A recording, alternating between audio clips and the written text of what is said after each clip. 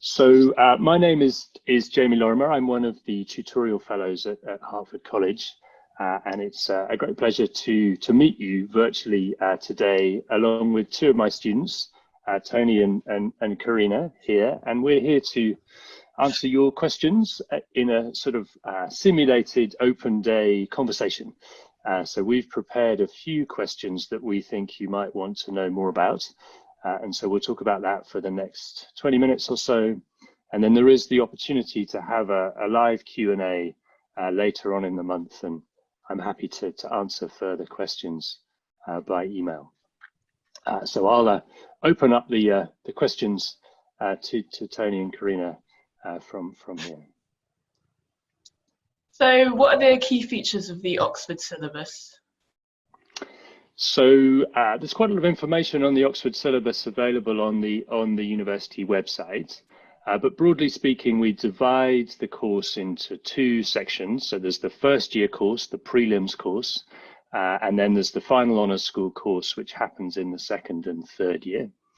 And the prelims course is really to lay the foundations for the geography course. So you have four key papers that you study. There's a core human geography paper, a core physical geography paper, a techniques paper, which is the methods and some of the concepts that you need, and then there's a paper that we entitled Geographical Controversies, which looks at, as the title suggests, particular controversies within the discipline of geography, but also controversies that geographers have something to say about.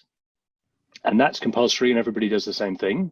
And those lectures are given in the department, and then you have a set of tutorials in college that are delivered by myself and by my colleague Louise and my colleague Janet, which speak to those lectures that are given in the department. And you do the first year, you sit the exams, and hopefully you pass that, and then you progress through to the second year. And in the second year, you move into the final honours school course, where you have again a set of core papers that you have some choice over, and then a set of option papers that you choose from. And generally speaking, people choose more of a physical geography strand or a human geography strand, and then there's an environmental paper as well, and you choose your three options to sit alongside those core papers. We have some field trips, we have a range of coursework, and then you do a dissertation over the summer of the second year that you then write up at the beginning of the third year. And that's a big piece of independent study that people really get into and enjoy doing, that sets them up for research in the future. So what's the teaching in college like? So in college, generally speaking, we take 9 geographers every year. So there will be 8 plus yourself at college. And we teach in groups of 3 at college. So you have tutorials in 3 or 2.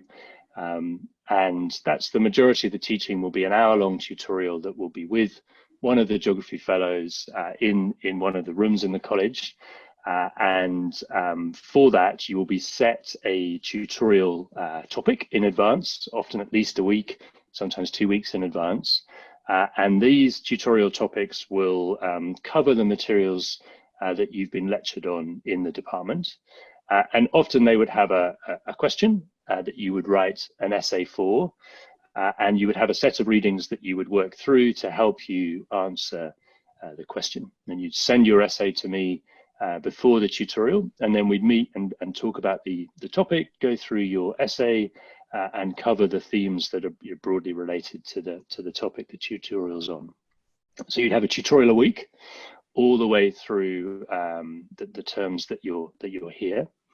And then we also do some classes, so that's when you gather as a group, 9 of you, where we would cover materials that are best covered in a larger group. So perhaps doing some work on methods or on dissertation preparation, or covering some fundamentals to do with different social theorists, for example, that you cover. So the teaching ratios are very small, very different to other universities, and you're taught in quite an intensive setting where you're encouraged to share your opinions, to have opinions, and to disagree with others as to what you think the right answer is to the various questions that you're set.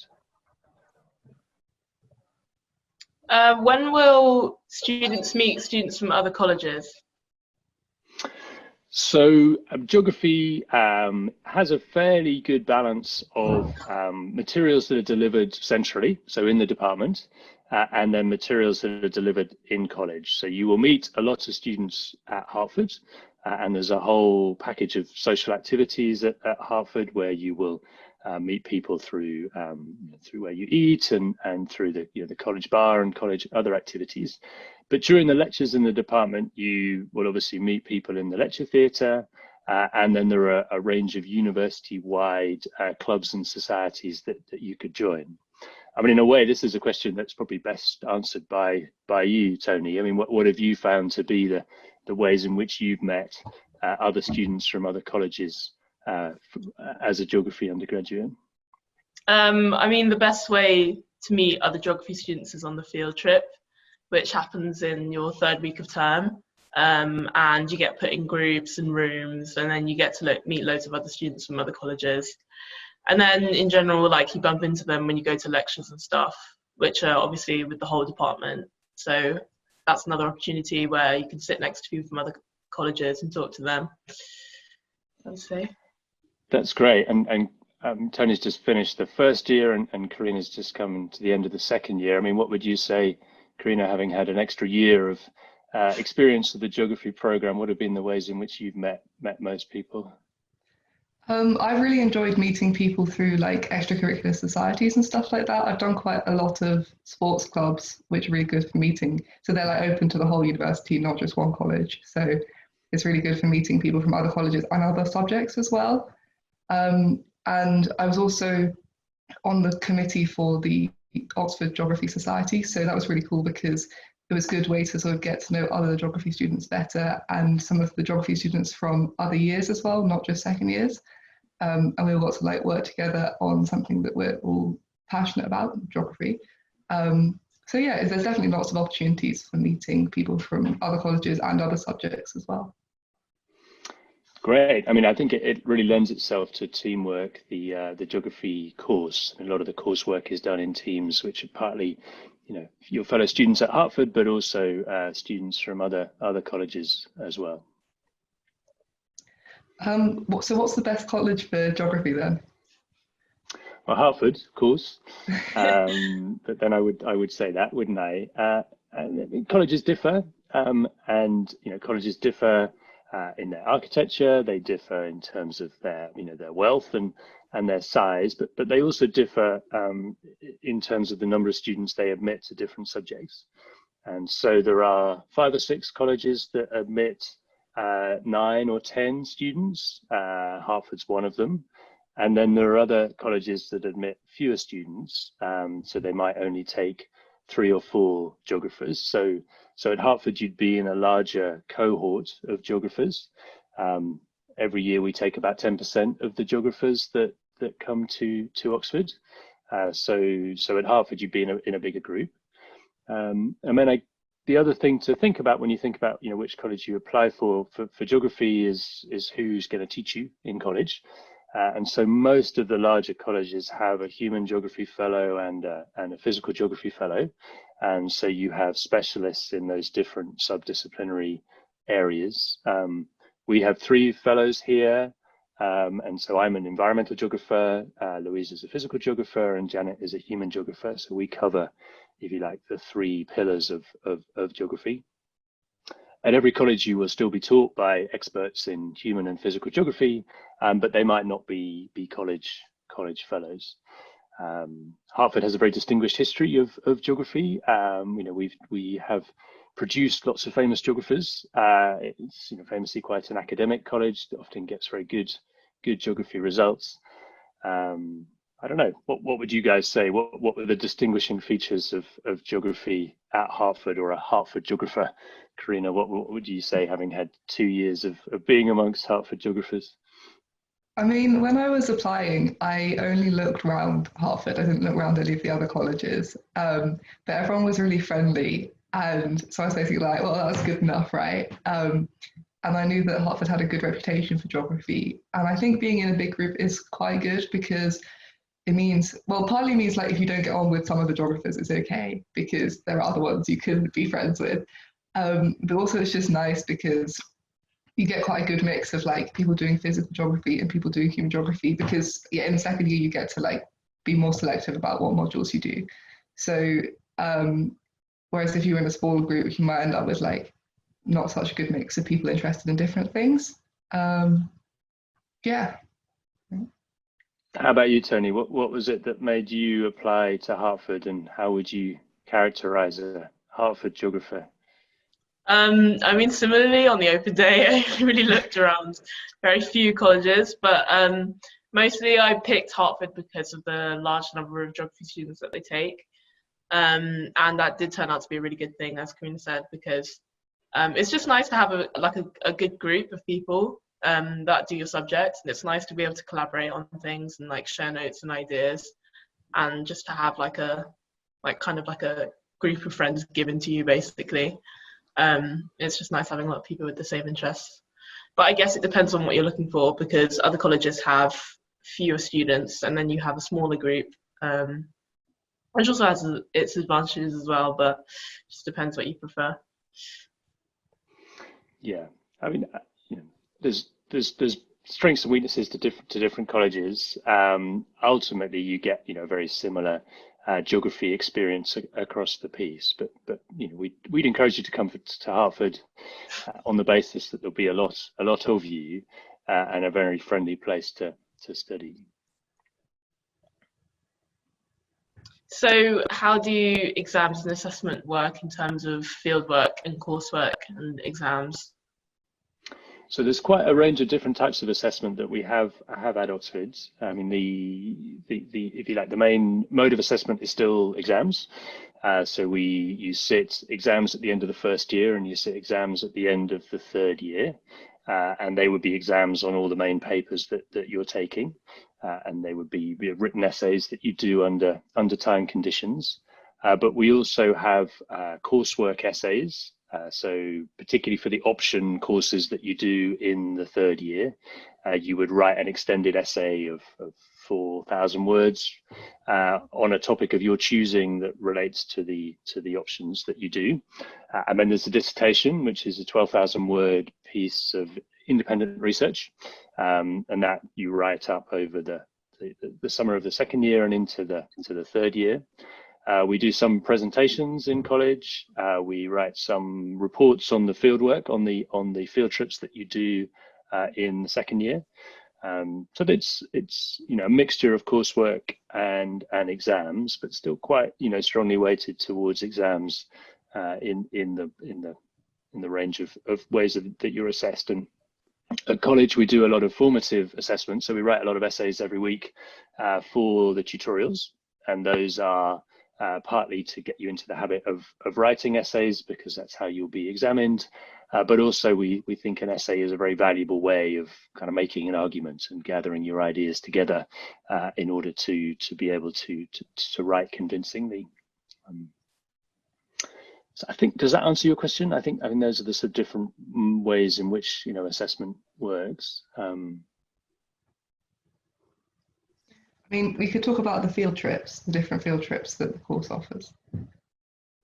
Yeah, so there's a induction field trip that happens at the start of the first year, which is a physical geography field trip, and you head down to the south coast.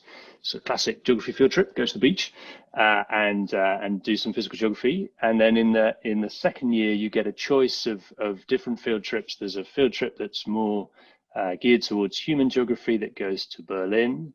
And then there's a field trip that's more geared towards physical geography and environmental geography that goes to Tenerife. Unfortunately, the field trips were cancelled this year. Otherwise, I'd ask Karina what it was like. Where were you supposed to go? Tenerife. Oh, I'm so sad. But those, I guess for many people, those are real highlights of the geography course. You go away for a week, and you go somewhere different, and you're, amongst people who have great expertise on the areas that you're going to visit, and they'd have a sort of structured set of activities where you'd learn a lot about the place, but you'd also learn how to design research projects about the city in Berlin, or about the physical geography in Tenerife. And so they are, if you like, kind of formative in terms of training you in how to do research that helps to set up your dissertation work in the summer, but they are also assessed as part of the final honours school assessment.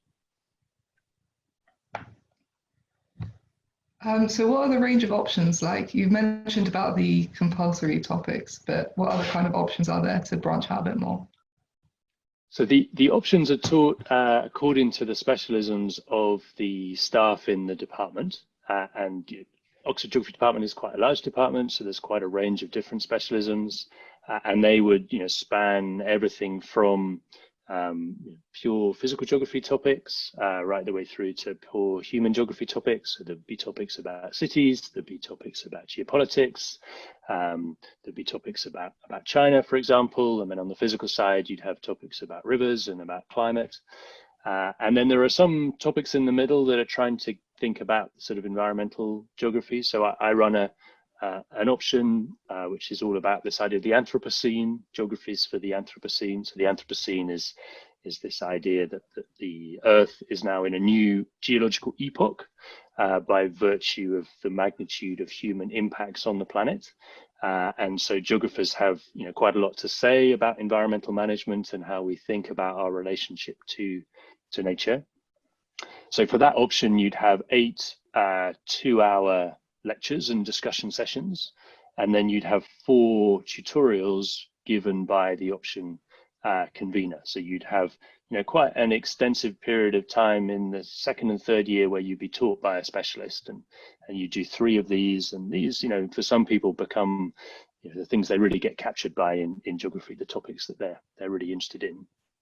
I don't know, Karina, you've done one option now, haven't you? What was your experience of the option teaching?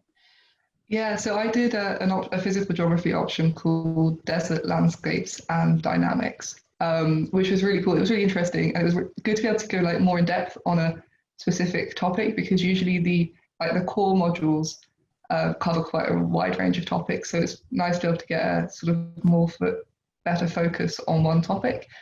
And also it's really cool because the people teaching the module are like complete experts, and everything you're reading, all the literature is also written by them because they are just like the experts on deserts. So that was really cool. And I'm looking forward to the options that I'll be doing next year as well. Have you made your choices for the next 2 options? So we had to choose for the autumn term, and I'm doing the Quaternary period, which is a period in like Earth's geological history, if you don't know, and that's also run by like cool experts, so that's cool. I mean, they're all run by experts, but I'm just extra keen about like physical geography.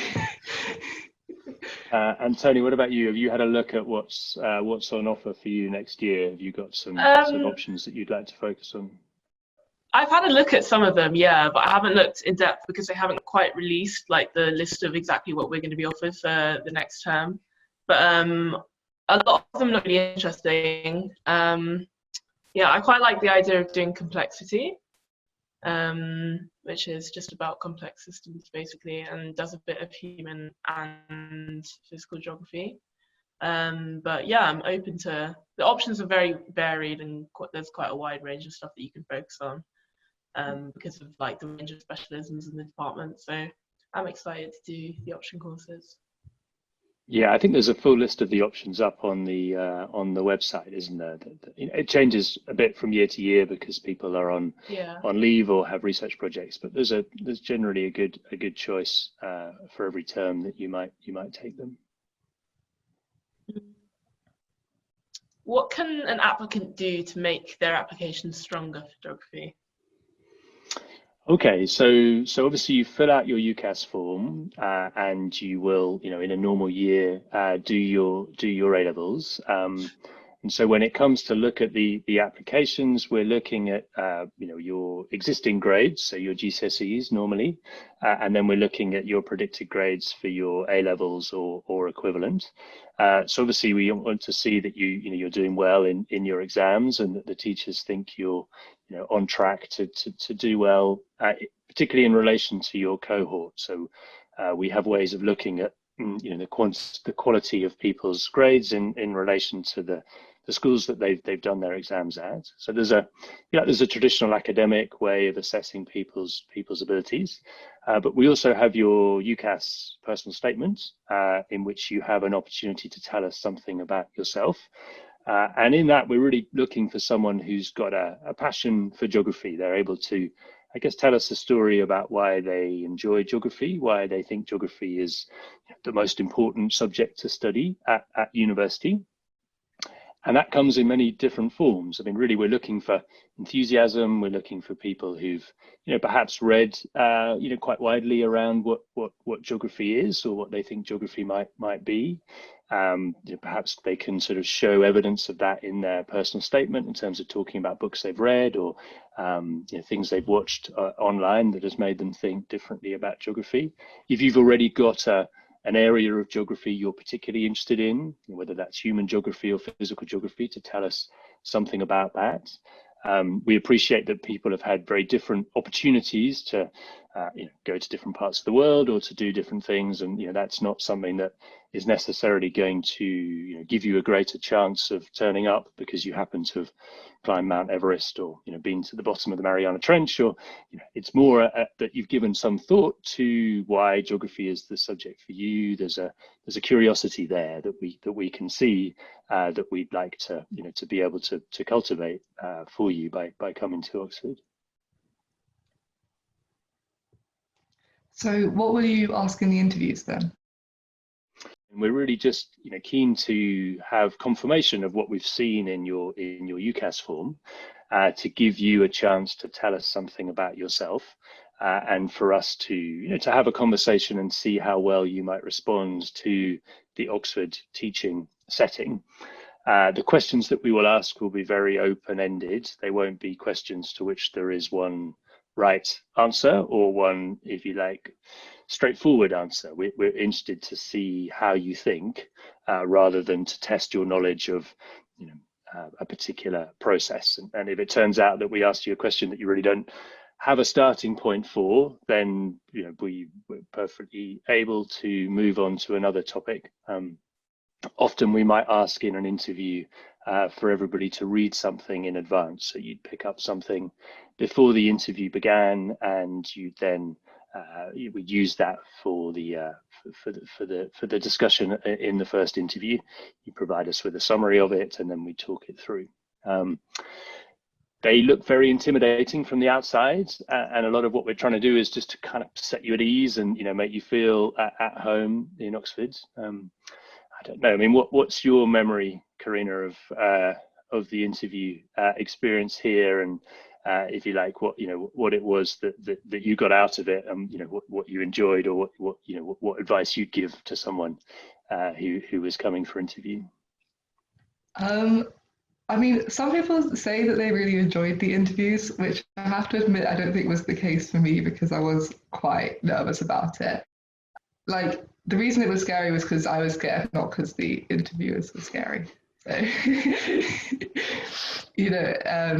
I do think the interviewers tried to put you at ease and stuff. So, how about you, Tony? What do you remember of your interview experience? I mean, I would say the same in terms of being nervous, and it was quite nerve-wracking, but also that wasn't because of interviewing, actual questions that were asked, because it's interesting stuff to talk about, and like you said, it's quite open-ended questions, so you can kind of take them how you want to, and especially because I did a lot of reading before the interviews, but the questions were the nature of the questions was so that I could apply quite a lot of what I'd read to the questions, even though they were about specific topics. They're quite open in that sense.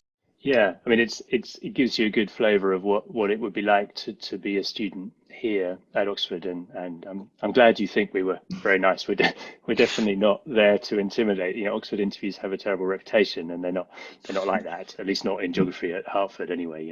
We really want to try and make you feel that you could fit in, and that you'd be part of what we do at the college. Yeah, I think sometimes it can be, I don't know, it could be a bit disconcerting because the interviewers don't always, say like, yes, that's the right answer, or whatever, or give you much indication of like if you've said the right thing.